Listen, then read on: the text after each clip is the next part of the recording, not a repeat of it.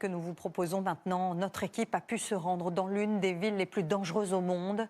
Au Mexique, Culiacán est aux mains du tristement célèbre cartel de Sinaloa. Mais deux de ces factions se livrent une guerre sans merci au milieu de la population. Et avec, vous allez le voir, un arsenal digne d'une armée.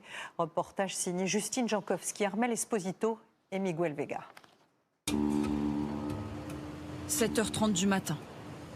Nous arrivons à peine à Culiacán et déjà, notre contact sur place nous annonce qu'une fusillade vient d'avoir lieu. C'est un quartier dangereux. Tu vois les militaires? C'est là-bas. Dès l'aube, une première scène de crime. Une mère vient de perdre son fils. Le corps est à l'intérieur? Oui. Sur le siège passager, la victime, Victor, 20 ans, fusillé par le cartel pour une raison inconnue, sous les yeux des voisins. J'étais en train d'arroser, il était 6h, 6h20 du matin, quand j'ai vu la voiture arriver. J'ai filé à l'intérieur.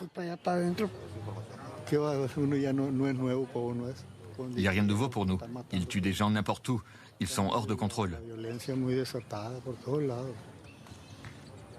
Une violence extrême, devenue banale à Culiacán, le fief du puissant cartel de Sinaloa, qui torture, démembre et assassine. 5 morts en moyenne chaque jour dans la région, malgré le déploiement de l'armée.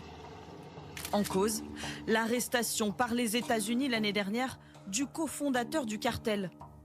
Depuis, 2 factions s'entretuent pour prendre la tête de l'organisation criminelle. Assaut en pleine ville. Échange de tirs tout près des écoles. Et même désormais, bombardements aériens.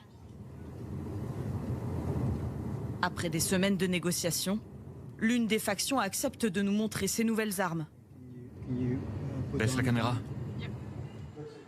Dans une planque, en pleine ville, nous rencontrons ce pilote de drone, surnommé Mona Lisa. Ça, c'est un drone professionnel. On l'utilise pour larguer des explosifs sur les ennemis. Un vieux modèle acheté 450 € pièce aux États-Unis. Le plus précieux. Il faut faire très attention quand on manipule l'explosif. On le place en dessous et on le largue sur les véhicules cibles. Votre voiture, par exemple, ça la détruit complètement. Et ça tue tout le monde. Son groupe en possède plus de 200. Et même s'il prétend ne cibler que la faction adverse... Bon, parfois, l'explosif s'active tout seul, si on le sort un peu trop vite, par exemple. Je ne tiens pas les comptes, mais oui, on a fait beaucoup de morts. C'est le but de cette guerre. Éliminer, tuer. Et viser aussi les forces de l'ordre. En état d'alerte, ces soldats interceptent notre drone sur ce checkpoint. On a un système anti-drone. Lorsqu'on en détecte un, notre ordre, c'est de l'abattre.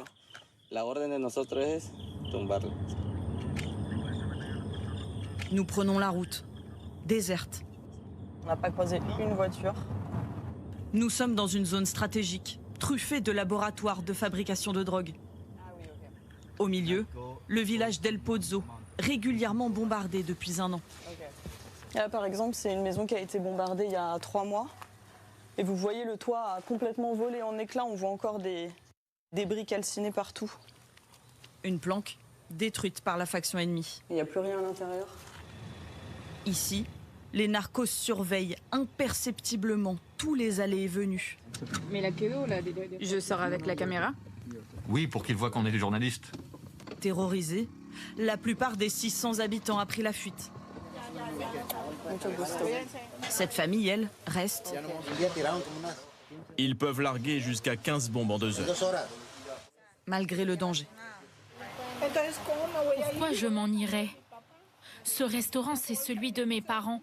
Ils ont tout sacrifié pour ça. On vit une vraie guerre. Retour dans le centre-ville de Culiacán, où 300 commerçants terrifiés ont baissé le rideau.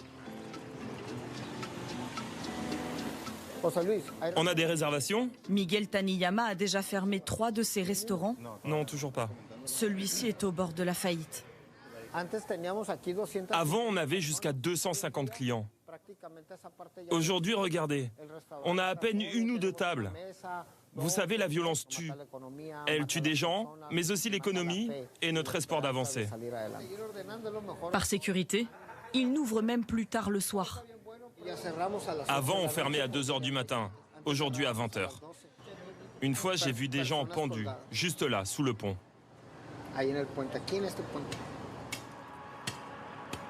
Toute une économie tourne au ralenti, sauf peut-être un secteur.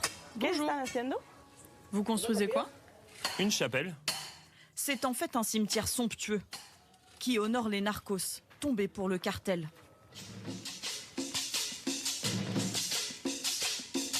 Avec des tombes XXL, comme cette réplique du Taj Mahal. On peut monter? Cette sépulture offrira à l'étage tout le confort d'une villa, vitre par balle incluse.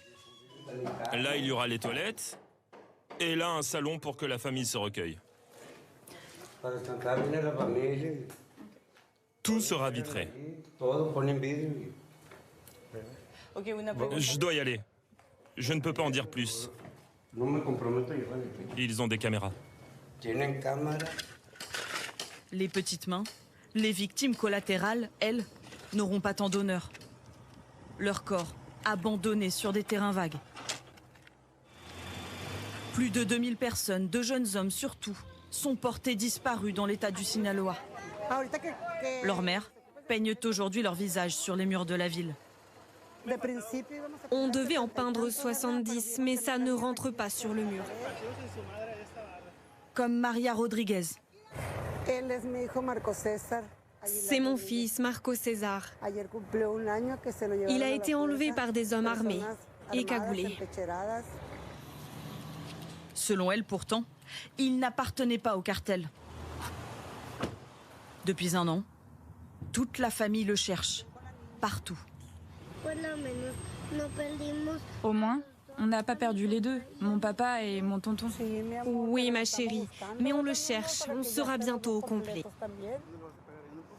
Il faut y croire encore pour garder la force de placarder son visage dans toutes les rues de Culiacán. Fais-lui un bisou. Dis-lui de revenir. Un fils, c'est la chose la plus sacrée qu'une mère puisse avoir. Et si sa mère ne le cherche pas, qui le cherchera? L'espoir, comme dernier rempart contre l'ultraviolence de cette guerre fratricide, dont les habitants ne voient pas la fin. Depuis le début de la semaine, 14 personnes ont été tuées à Culiacán.